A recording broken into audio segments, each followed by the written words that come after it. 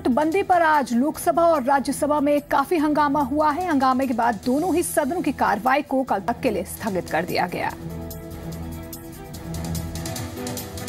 500 और 1000 के नोट बंद किए जाने का विरोध कर रहे विपक्ष का हंगामा दूसरे दिन भी संसद के दोनों सदन में जारी रहा। देश में बंद हुए 500 और 1000 रुपए के पुराने नोट पर संसद के दोनों सदनों में गुरुवार को जबरदस्त हंगामा देखने को मिला। लोकसभा में विपक्षी सदस्यों ने भारी हंगामा किया और सदन का कार्य स्थगित कर तत्काल चर्चा कराने की मांग की। नोटबंदी के खिलाफ विपक्षी दलों ने अध्यक्ष के आसन के समीप आकर नारेबाजी की। विपक्ष ने नोटबंदी के तरीके पर सवाल उठाए। सभी पार्टी, सभी दल के लोग ये चाहते हैं कि इस पर गहरी चर्चा हो, तो हमने नोटिस ये दिया है, the hardship and economic disruption caused by the recent demonetization of ₹500,000 notes and the failure of the government to redress the plight of the farmers, small traders, demonetization information for certain people. So that's why we want a discussion under Rule 56. विपक्ष के सवालों पर सरकार की ओर से भी जवाब दिया गया। सरकार की ओर से कहा गया कि काला धन, भ्रष्टाचार और जाली नोट के खिलाफ कदम उठाया गया है और सरकार नियम 193 के तहत चर्चा कराने को तैयार है।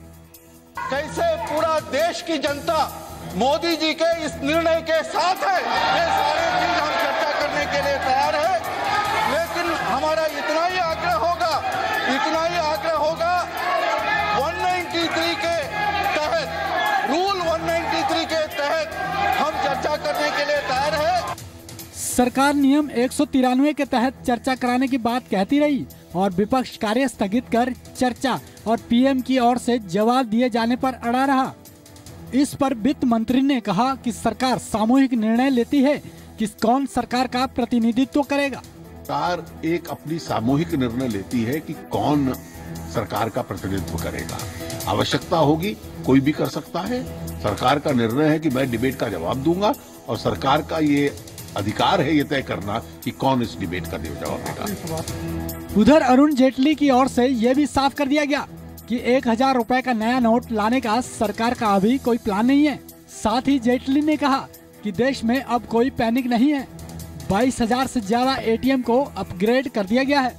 डिपॉजिट खूब हो रहा है, विड्रॉल खूब हो रहा है और अगले कुछ दिनों में दुनिया का सबसे बड़ा अभियान करेंसी रिप्लेसमेंट का पूरा हो जाएगा और जब पूरा हो जाएगा तो जितनी रिस्ट्रिक्शंस है वो भी छूट जाएंगी।